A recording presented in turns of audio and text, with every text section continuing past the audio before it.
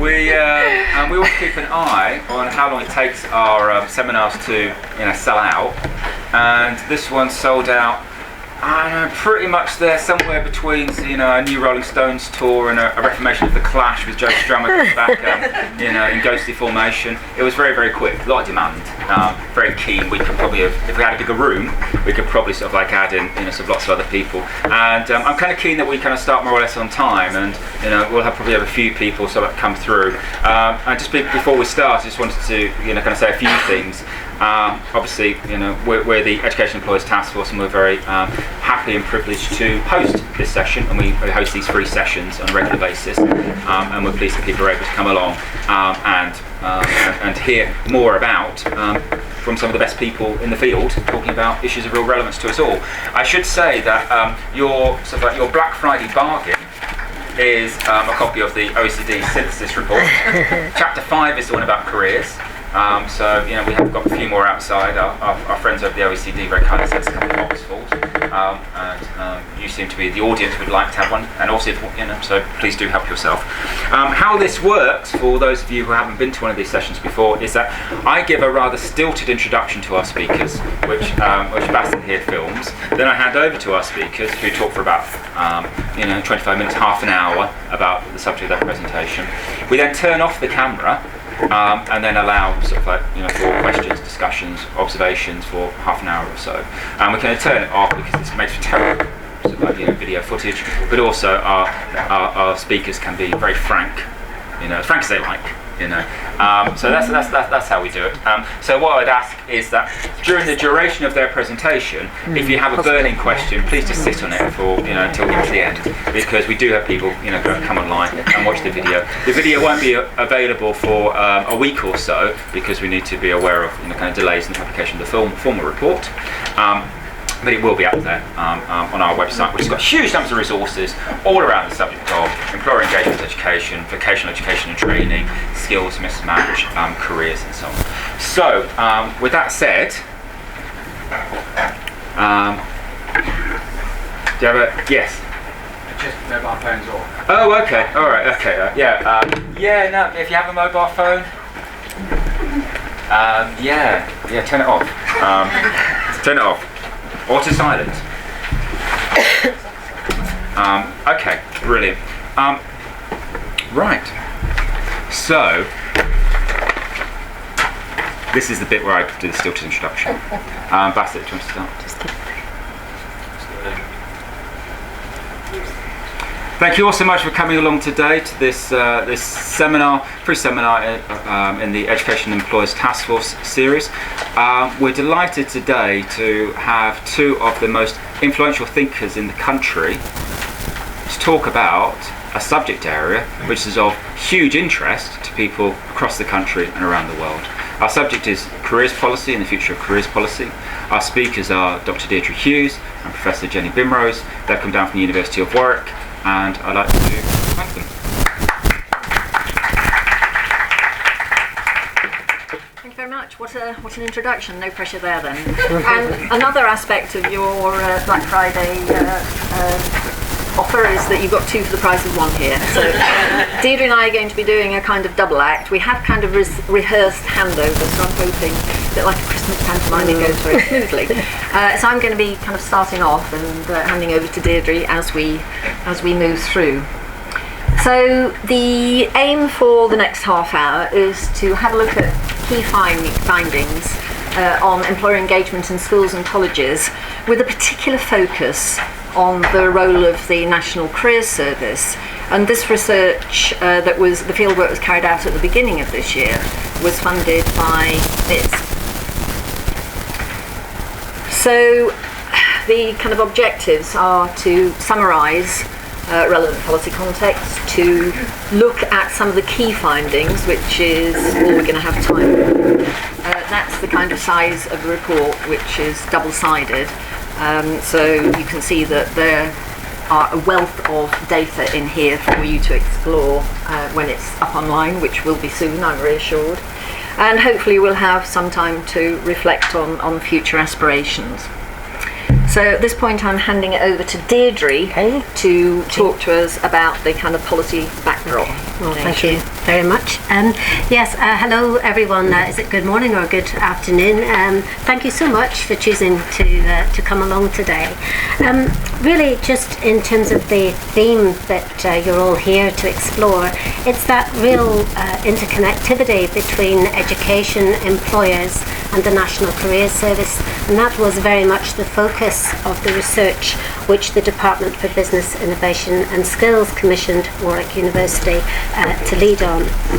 I just want to sort of pick up on, in a sense, the policy backdrop, because I know many of you in the audience are very familiar with the policy backdrop in many different ways, and we thought this was actually quite a good image, perhaps, around.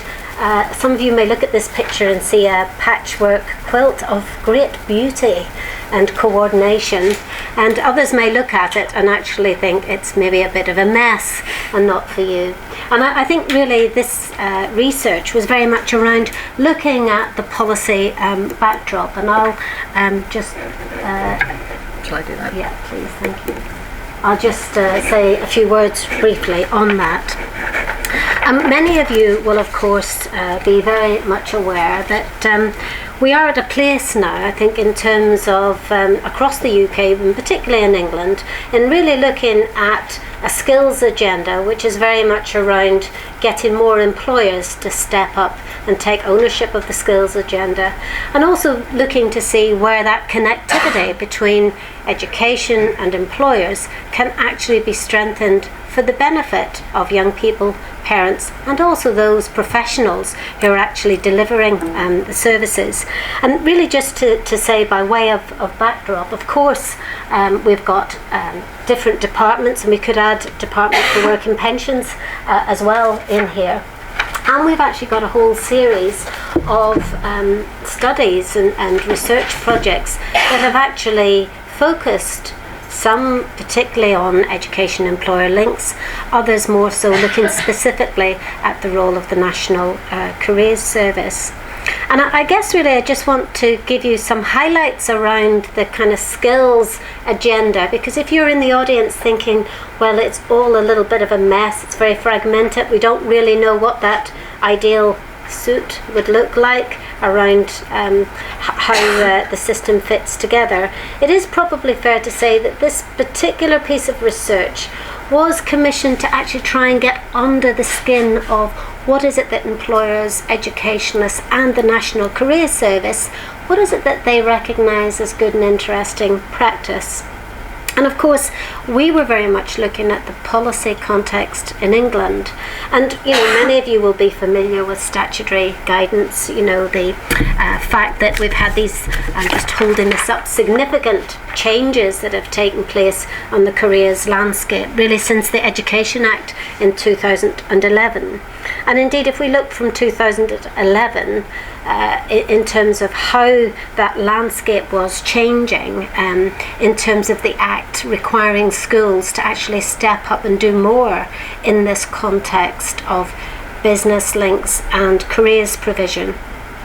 And of course, the landscape, when we look at where does a National Career Service fit in, actually a National Career Service has to look in lots of different directions around that employer education link, you know, the relationship with local authorities, the new LEPs that are not so new now, that are beginning to bed down, but still are very different depending on which part of the country you actually look at. And also, let's not forget, and I'll say this with my UK Commission for Employment and Skills hat on, that we have industrial partnerships where we're actually seeing moves now where we're getting sectors that are coming together who are actually looking at employers driving the agenda around the work with schools and indeed with colleges and universities as well. So in a sense, many of you in the audience will be familiar with the landscape in England, but I think it's really important that we sort of look outside of England as well on the policy landscape, just to help us anchor really some of the findings that we're going to share with you.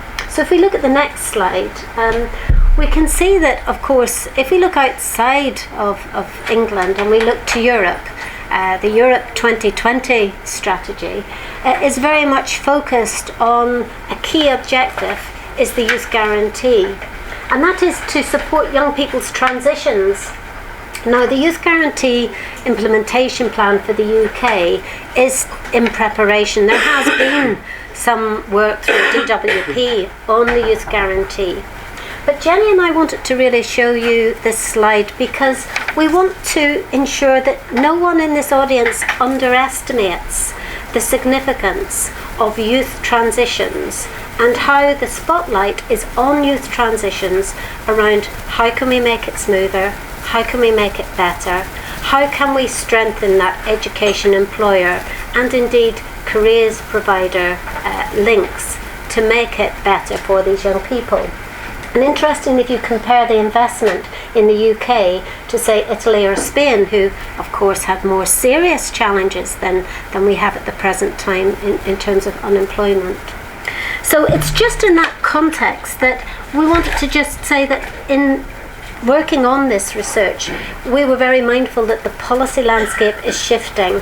And actually, many people feel quite emotional sometimes around whether it's shifting in the right direction or whether it's actually going backwards or forwards. Our job was really to take account of the policy landscape, to listen to the different stakeholders, and to then produce a report that would be helpful in terms of to Biz, who commissioned it, but more importantly to the wider community. Back to Jenny. Okay. So as Deirdre's intimated, the focus of the research was a sort of single focus. So we obviously informed the findings with a literature review, and I'll say a little bit about that in a moment. The title that we were given by Biz, a fairly tight specification, was to focus on an understanding of the link between employers and education and the role of the National Career Service. Warwick IER, Institute for Employment Research, led the partnership, but in collaboration with kind of Deirdre Hughes, David Andrews, if you know David Andrews, and BMG, a company that did a lot of the kind of survey interviews. We were told originally that the report was due for publication in October, which is the point at which I agreed to do the seminar, but as is the way with these things very often, there have been some delays. But we have been sort of given a very strong indication that the report will be published sometime during the week of the 8th of December. The fieldwork was collected at the beginning of this year during the 6 months, January to July. So what I'm going to do first of all is just tell you a little bit about the methodology. I'm not going into that in much detail because in grand detail you'll find that in the report if you decide to delve into it. So I'm just going to briefly talk about what we did, then the findings and some conclusions together with implications. So the data collection used these four sort of well-known methods. First of all, we did a literature review and used a lot of the work carried out by this organisation. We carried out a number of telephone surveys, and I'll talk about numbers and who in a minute. We conducted face-to-face interviews, and we developed some case studies based on visits to schools. So for the schools and colleges part of the research, we conducted 98 telephone surveys, 78 with schools and 20 with colleges. We then conducted 12 in-depth interviews with schools and colleges that presented kind of interesting practice. And then from those 12 in-depth interviews, we sort of drilled down to 6 case studies. In the appendix of the report, you have full descriptions of the 6 case studies if you're particularly interested in what's going on there. Now, so far as the employers were concerned, we conducted 301 telephone surveys, and Deirdre carried out 23 in-depth interviews. So would you like to just say a word about just the say in-depth interviews? a few words. What we really wanted to do in this research was, as well as actually getting out there and actually doing the field work, talking to the practitioners and the agencies that are really at grassroots level, we also wanted to get that senior leadership perspective and indeed the voice of employers and education leaders together with careers sector leaders. And really these are the organisations that contributed to the research. The brief really in terms of the stakeholder interviews, there were 23 organisations, in some cases 3 organisations. I interviewed 2 people from the same organisation. But there were threefold really in terms of the purpose. One was to gain a deeper insight into how the links between, if you like, the 3 evolving forms of partnerships, how those were actually developing. And do bear in mind that this research actually took place prior to the National Careers Service undergoing a procurement process and, if you like, beginning to reposition itself, and I'll pick up on that later. I think secondly, what you probably all want to know and what we wanted to know is what works in practice. And thirdly, what key themes could we draw out from those senior leadership perspectives around the future direction for policy, and how could we actually capture that? And I can say a few more words about that. You can see I'm not doing too well with the mouse here. Did you want to go on? Well, I'll go and say just a few words in terms of the findings. Well, if we do that after I finish the methodology, perhaps? Yeah, okay. That's fine. So before Deirdre delves into the findings, just to finish off, that we did do some, we collected data from National Careers Service prime contractors, and of the 13 prime contractors that Biz told us existed at the time we did research, we actually contacted 8 of them for telephone interviews. And we talked to the telephone and web chat helpline services that are managed by the National Careers Service. So after we'd done the data collection, we went through sort of phases of data analysis and synthesis, coming up with key findings and implications. We had a large steering group on this, as you can imagine, with representatives of most of the kind of key stakeholder organisations. So if we then just start thinking about the key results. Now, from the literature review, which was extensive and included a lot of work that has been done by the Education Employers Task Force, a key finding relates to this notion that successful employer engagement is based on long-lasting, mutually acceptable and beneficial relationships between education and business, so no surprises there. A key implication from that was, whilst there exist a variety of links that bring significant benefit, these activities need to be incorporated within structures that allow for upscaling and coherence. So some very good practice out there which needs to be kind of brought together somehow and kind of upscaled.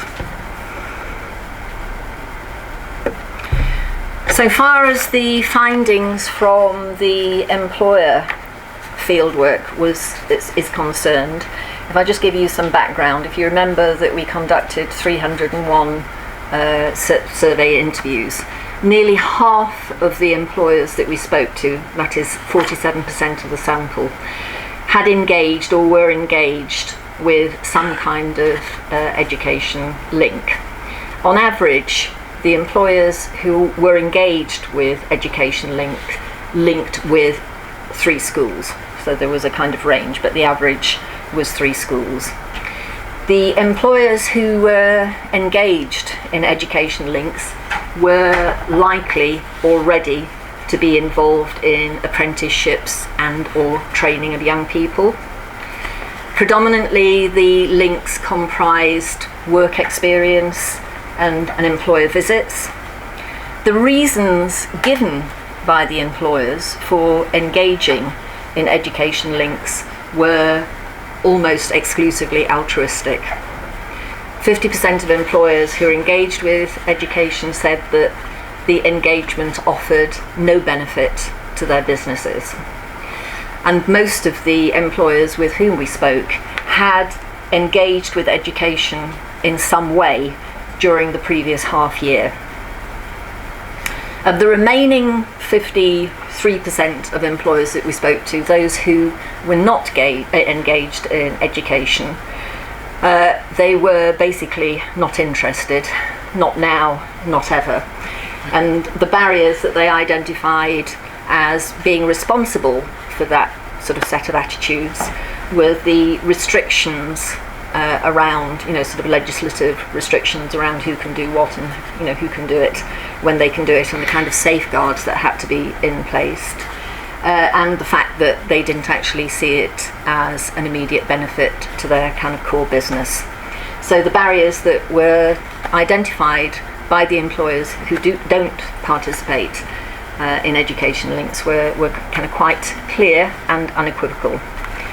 I think the employers, again, that are more likely to be involved in education links, quite apart from the fact that they're those who tend already to be engaged in some kind of apprenticeship or training for young people, are the large employers. The SMEs are far less likely to engage in education links. And there is an enormously important potential role for the National Careers Service on that one. So I don't know if you wanted to come in on that one, Deirdre, and add some. Well, I think this is the first thing when we pick up on the discussion, around the topic of employer engagement, that the findings from the survey may well resonate with your own experience. A quick show of hands, anyone in the audience, does that resonate? That we've got lots of employers, sort of large size employers, stepping up and actually doing some. So the challenge is, how do we get their supply chains, and how do we get others to step up? And it's in that context that really the research, talking to the 23 sort of leaders, was very much probing around these areas. Now, the first headline to share really was that for many people at that stage, we're really saying we're not sure of the direction of travel here in terms of education, employer and national careers service links. But what they all were very aware of was the inspiration agenda. So I think the Skills Minister did a good job in actually getting inspiration out there as a key word. But the challenge is actually, what does that look like on the ground? And I think the findings were quite interesting because, first of all, the majority of the people I interviewed said that actually they felt that the links between employers and schools were getting stronger compared to a decade ago, and that was the sort of marker that they'd shared. Some people said no one's turning us away. So in a sense, that's the good news story. But of course, there were others, and slightly less than half of the people I interviewed really identified three key challenges. The first challenge is actually finding the right person within a school or a college to connect with. See some people nodding their heads. The second really was that in some areas there's an oversupply of keen employers knocking on the same school or college doors, wanting to work with them, and that creates difficulties in the marketplace around actually schools reporting they don't know who to trust sometimes because they have so many people wanting to come in on this. I think the third finding really was to say that some people did feel that there still was a reluctance in education for employers to come into the classroom. But that was not the majority view, but it was something that was highlighted and that was worthy of noting. And of course, both employer bodies and employers in these interviews all identified concern about the quality and the level of careers provision, indeed, particularly for young people. I think the other thing really just to say is that lots of people were able to identify, if you like, some of those big projects that are out there doing really good work in schools. Some of you are in the audience. I won't embarrass you by saying who you are, but you know who you are around the sort of having scaled up some of your provision and working with schools across a geographical patch. But there was also a sense of more work experience portals and new types of online portals were beginning to emerge, which kind of did raise a question around, well, who holds the ring in all of this? Lots and lots of activity, but where do we actually centre it? In terms of the LEPs, the findings were that people were very much engaged in dialogue with the local enterprise partnerships, but it was highlighted that they have no formal role with DFE. They're very much guided through their links with BIS, and so there was a kind of recognition that for education and employer links to really, really strengthen, that role of DFE needs to come into play. Again, I think just in terms of looking at the link between education, employers and the National Careers Service, the findings highlighted that actually the links, particularly with colleges, were very well established between the National Careers Service, employers and colleges. Less so with schools, but then if you look at the policy context where the National Careers Service remit is to provide online services for young people, then that's hardly a surprising finding. But what actually was quite interesting was there were some models around how the National Career Service was working well in co-location arrangements with Job Centre Plus in other parts of the community.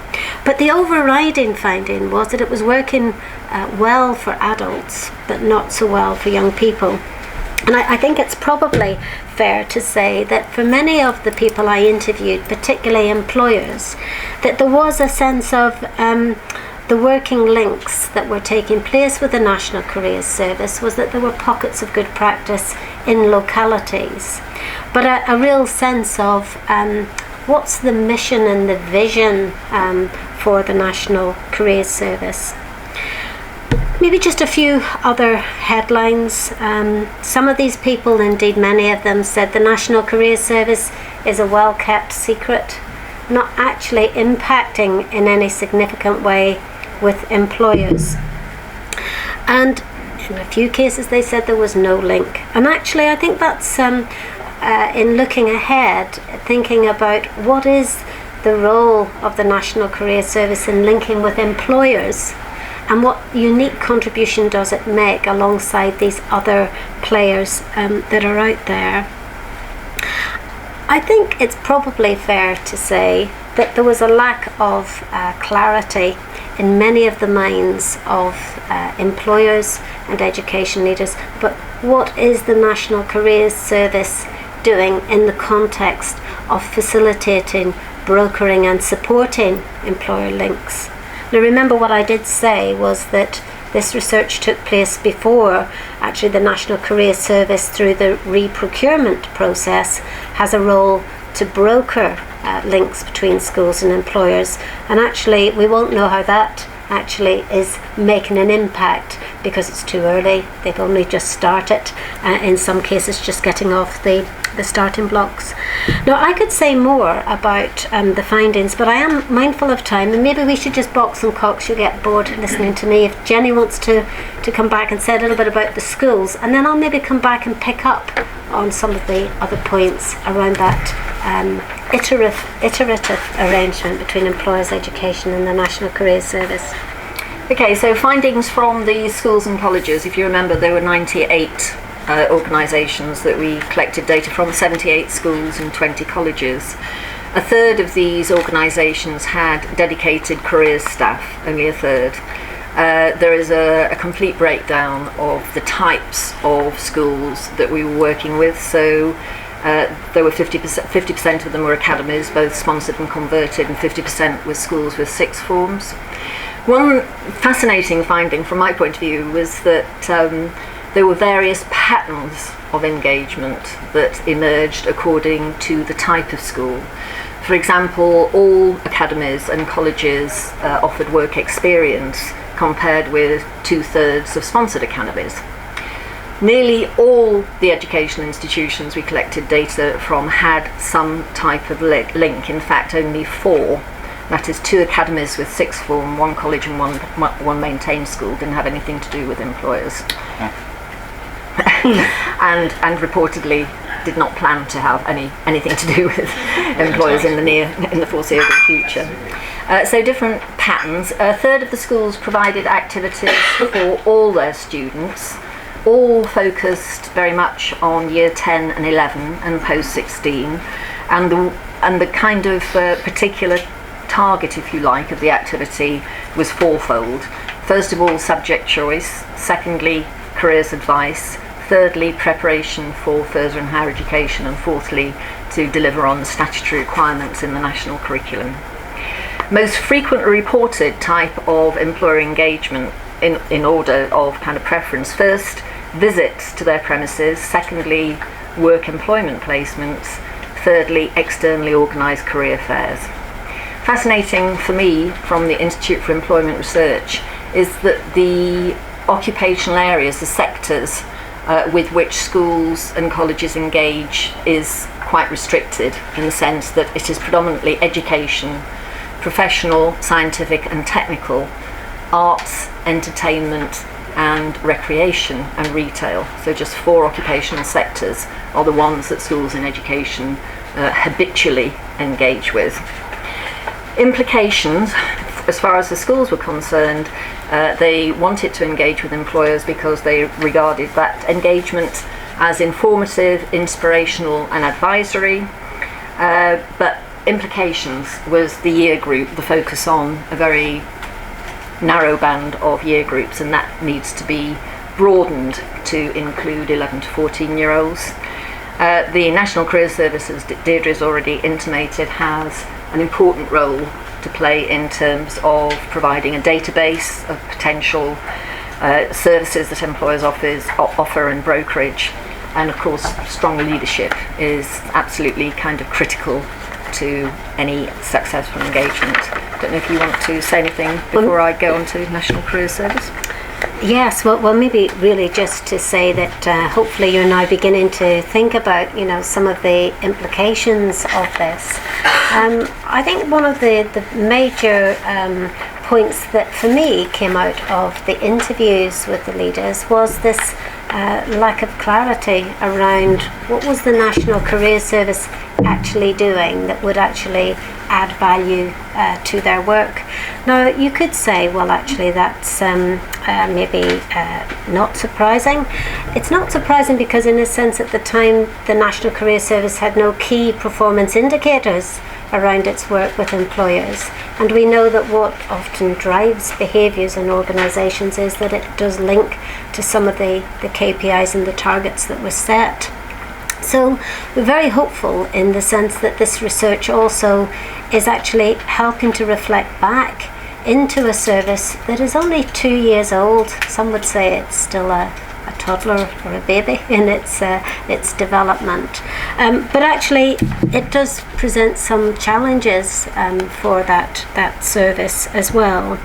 And key performance indicators, the sense of have we got a strategic sort of vision of how a national all-age career service is connecting with employers and indeed with education providers. And part of the research was to ask people to come up with ideas as to how that could actually be strengthened. Maybe go back to Jenny. Okay, just to finish off the findings from the research, you remember that we spoke to representatives of 8 of the National Career Service prime contractors together with somebody from their telephone and chat lines. And key findings from that fieldwork and from what employers said about the National Career Service. Less than 50% of the employers were aware of the National Career Service existence at all. And of the 50% who were aware of the National Career Service, 25% of employers said that they had long-standing links with the National Career Service. The way in which schools used the National Career Service was first of all signposting pupils and learners to particular services offered on the National Career Service website, referral to their helpline, labour market information was a recurrent theme, and they framed guided discovery lessons around the National Career Service website to help learners and pupils get to know what's actually available. But a criticism of the National Career Service website was that they did not feel that it was user-friendly for young people. And another criticism that came up of that website is that they didn't feel that the information was up to date. Now, the help that was wanted from employers from the National Career Service was basically twofold. They wanted training for teachers and help with work experience. That's employers. Help wanted from the schools and colleges of the National Career Service was, as has already been indicated, as a brokerage role and provision of a database. So Deirdre has already talked about the mission and vision. Yeah. Anything to add to that? Maybe really just to say that, of course, if we're looking at employers having a link with a national all-age career service or indeed schools, then it's hardly surprising that in some of the findings there were pragmatic solutions being presented, such as a national career service should have a database which actually schools could look to in terms of knowing who they could trust in terms of some of the offers that were available.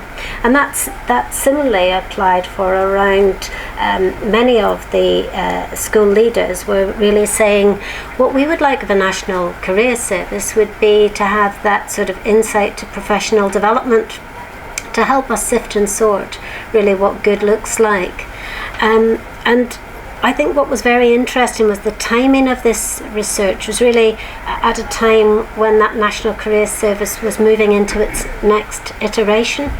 And so many of the ideas were around this service has got to either get better at working with young people beyond the online offer.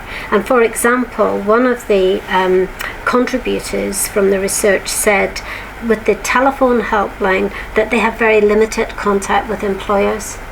So these findings really, I think I put mission and vision here, because for a National Career Service to have strong links with employers and with education, there is a job to be done around what is its mission, what is its vision, and how is that mission and vision actually communicated to the wider audience in education and employment.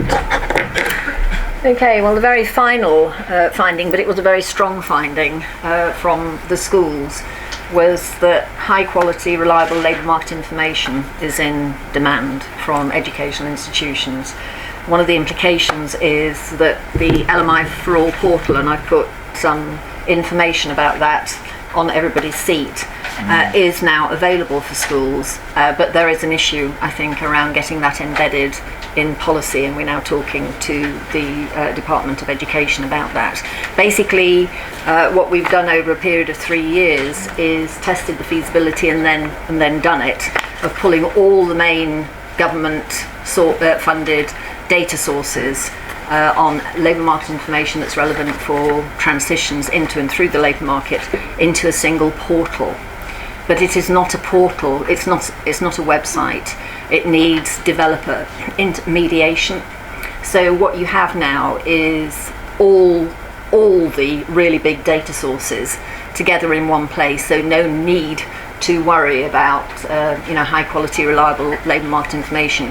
What we need to start thinking about how to do is briefing developers to produce applications that are relevant to our working contexts, and that's a whole kind of different stories. But the LMI for All has been addressed by this project, which has been funded by BIS and managed by the UK Commission for Employment and Skills. So it's there and it exists, and the information, there's a lot of online information if people want to dig a bit deeper, together with some videos of applications that have been produced from competitions, so you can actually see how it can live. This is an extraordinarily rich resource for schools and colleges, but like I said, the big challenge is now to get it embedded. So final point from me really, in summary, we do need to get more employers to step up and offer opportunities for young people. There is a big challenge there around how that relationship can actually become more coherent at a local level and indeed at a national level, so that we can get the information and the support mechanisms in place. I think the final point really just to say, and this is my challenge now, is that of course we started off talking about this is research funded by BIS, and we talked about how in a sense the Department for Education with the new Secretary of State, who has a real appetite for employability, and I'm sure will have something to say before the general election around the careers and the employability landscape. But do not forget that also the Department for Work and Pensions is very much involved in the youth transitions agenda, as mentioned by Ian Duncan Smith at the Conservative Conference, and actually with pilots happening in school around public employment service, working with employers and schools. And really just to say, we're both involved in a European project where DWP are the lead partners, looking at how will they embed LMI in their everyday work, in skilling up their work coaches to have more meaningful discussions with employers and indeed with their clients in their transitions. So there's a lot going on. We hope that this research, when it's published, that you will find it very helpful.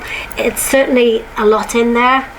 And what we all know is the policy landscape is moving at a pace.